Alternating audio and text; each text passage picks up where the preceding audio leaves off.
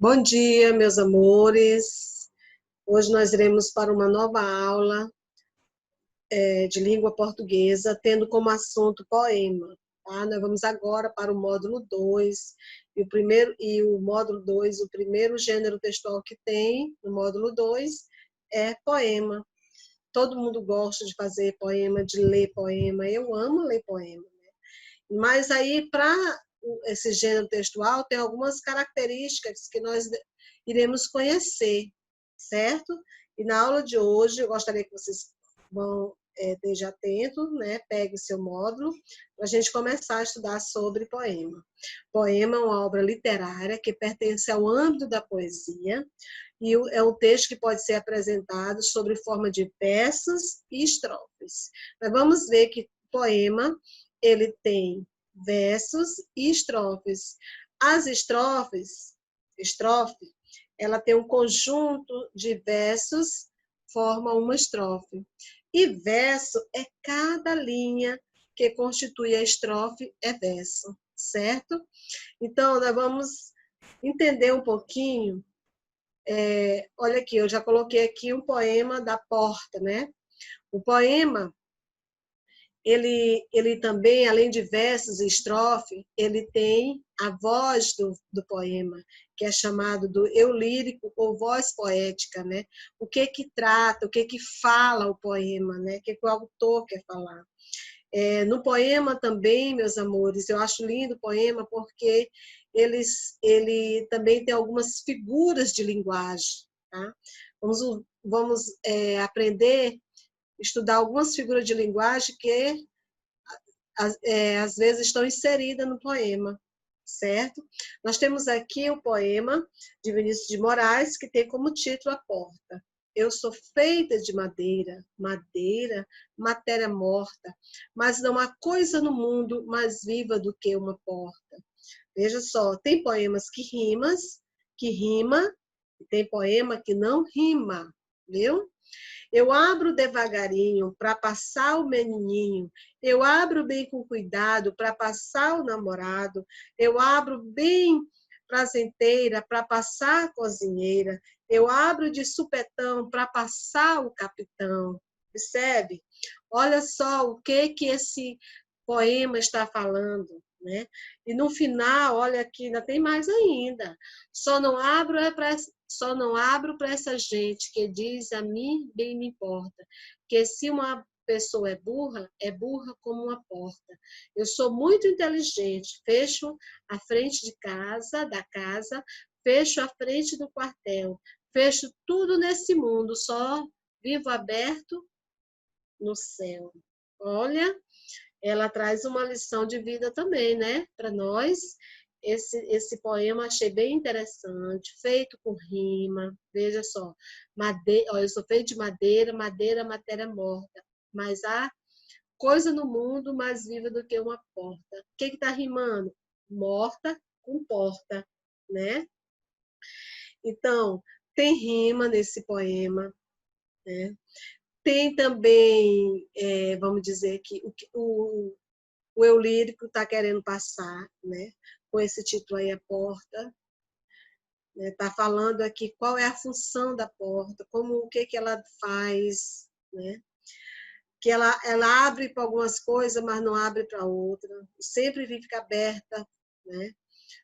No finalzinho fala. Então, é muito interessante esse poema de Vinícius de Moraes, tem uma lição.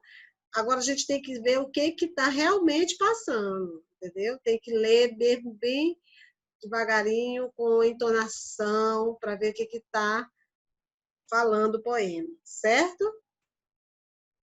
Aqui eu tenho outro poema, Pedra no Lago.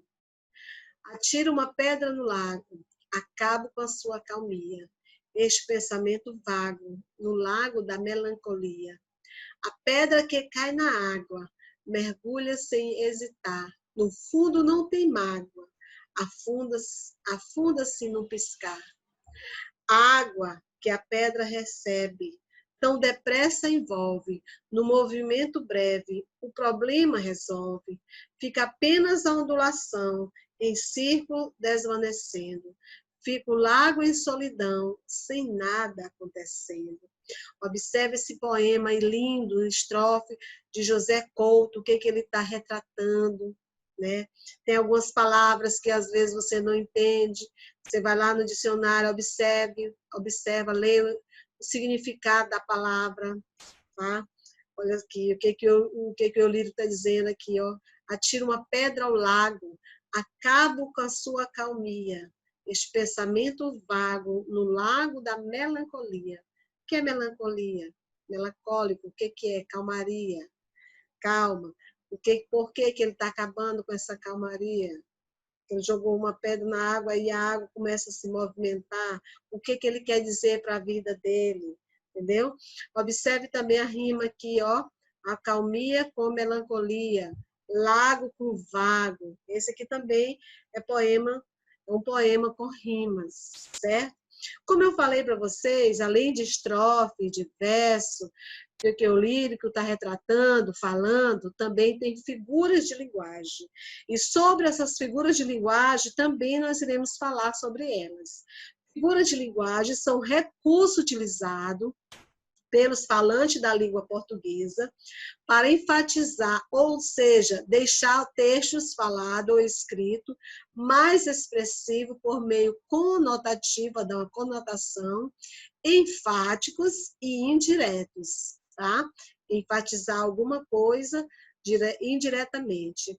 Então, nós vamos conhecer a primeira figura de linguagem, que nós já sabemos que é um recurso utilizado, né, nos textos. Vamos observar aqui a primeira figura de linguagem, chamada de personificação.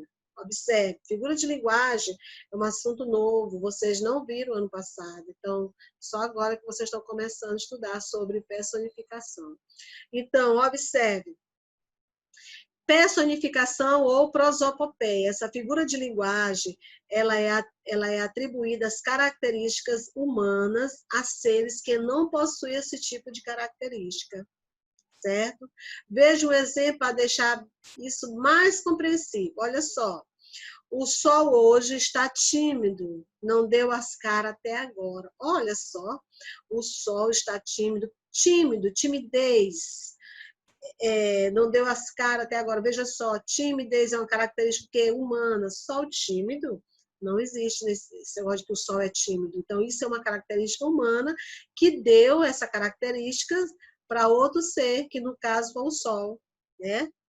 Então, a atribuição, por isso que dizem, a atribuição de característica humana a seres que não possuem esse tipo de característica, certo? Então, olha aqui, as paredes têm ouvido. Olha, ouvido é uma característica o quê? A humanos. Parede tem ouvido. Quando ele fala assim, as paredes têm ouvido, quer dizer que está ouvindo alguma coisa, né? Mas olha só essa figura de linguagem aí utilizada. Parede tem ouvido é chamada de personificação, porque ele utilizou uma característica humana, que é ouvido, né? A seres que não têm, no caso, parede. Então, que característica é essa? Essa característica é de qual figura de linguagem? Personificação, ou também chamada de prosopopeia. Olha, o vento assobiava nesta manhã. Observe, o vento assobiava. Assobiava é uma característica de quê? Do ser humano, que assobia. Então, ele deu para quem? Para o vento. Então, olha só como foi utilizada essa figura de linguagem personificação. Uma característica humana atribuiu a seres que não têm esse tipo de característica. Então, essa é chamada de figura de linguagem chamada personificação. Uma atribuição da característica humana para seres que não têm esse tipo de característica. No caso, sol tímido, parede tem ouvido, vento assobiava. Então, tudo isso essa aí é uma figura de linguagem. Observe. Outra figura de linguagem é a comparação, tá? Sei que vocês já entenderam, questão da personificação, prosopopeia. Agora vamos ver a segunda, comparação. Quando queremos estabelecer um valor comparativo, a palavra já diz, comparando, comparativo entre dois termos de uma mesma sentença, de maneira explícita, por meio de um conectivo, utilizamos a comparação, tá? Então, na comparação, ela tem alguns conectivos para comparar um termo a outro. tá? Nós vamos ver aqui 3 exemplos de empregando a figura de linguagem, comparação. Olha só. Essa garotinha é linda como uma princesa. Comparou ela, que ela é linda como uma princesa, que as princesas sempre são lindas, né? E olha o conectivo como. Utilizou o conectivo como, tá? Comparou que ela é linda como uma princesa, a garotinha, e utilizou o conectivo como. Olha esse outro aqui, ó. Ele é forte como seu pai. Então, fez outra comparação, que ele é forte como seu pai. Observe também aqui, meus amores, a questão aqui dessa. Essa mulher é corajosa, que nem a sua irmã. Outra comparação, olha, que nem. Então, é utilizado nesse comparativo, aí, olha, como, qual, que nem, do que, tá? Como. Então, é utilizado esses conectivos nessa figura de linguagem, comparação. Como, qual, que, do que nem. Então, isso é utilizado nesse figura de linguagem. Outra aqui é a metáfora. Metáfora também é outra figura de linguagem, é uma comparação, só que ela é diferente, que ela não tem conectivo, tá? Ela não aparece o conectivo, tá? Essa comparação acontece de maneira implícita, produzindo um sentido figurado, que é bastante comum na literatura. Suas lágrimas eram um rio escorrendo por suas bochechas. Ele não está comparando como um rio, não. Ele está dizendo, era um rio escorrendo por sua bochecha. Então, a metáfora, ela é uma comparação, só que não tem conectivo, ela já afirma o que é, entendeu? Essa diferença. Ela não tem o como, tá? Ela não associa, ela é de forma objetiva. Por exemplo, bem aqui no livro de vocês tem assim, a vida é um limão. Ela está comparando, né? Que a vida é um limão, é azeda, né? Então, isso aí é uma figura de linguagem. A vida é um limão, mas ele não comparou, é como limão. Se fosse na comparativa, eu ia dizer assim, a vida é azeda como um limão. Ia fazer a comparação. Se eu dissesse assim, a vida é azeda como limão, eu estaria utilizando a figura de linguagem comparativa, comparando a azeda, né, que a vida era azeda, como limão. Já na metáfora, ela seria a vida é um limão, estou afirmando. Não tem conectivo para comparar, entendeu? Ela afirma, ela é mais objetiva. Olha aqui, ó. Objetiva não, subjetiva, ser subjetiva, olha só. Ele tem uma vontade de ferro. Olha essa frase, né? Ela está afirmando, metáfora. O João é um palhaço. Então, é uma metáfora.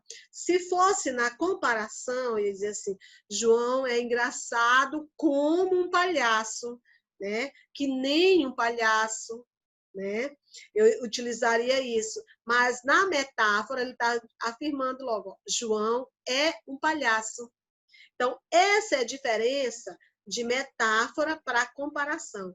Na comparação, vai ser utilizado os conectivos, como, qual, de que nem, mas na metáfora não tem esses conectivos, certo? Entendeu a diferença? Então, metáfora e comparação são figuras diferentes por esses conectivos, né? Que eu acabei de falar. E a prosopopeia, ou personificação, também é outra figura de linguagem, que ela utiliza características de seres humanos para seres que não têm essas características, certo? Então, essa foi a nossa aula. Vocês vão pegar o livro de vocês, módulo 1, da página 12 até a página 20 e vão responder, tá certo? Fique com Deus, que Deus abençoe a cada um de vocês, certo? Essa foi nossa aula.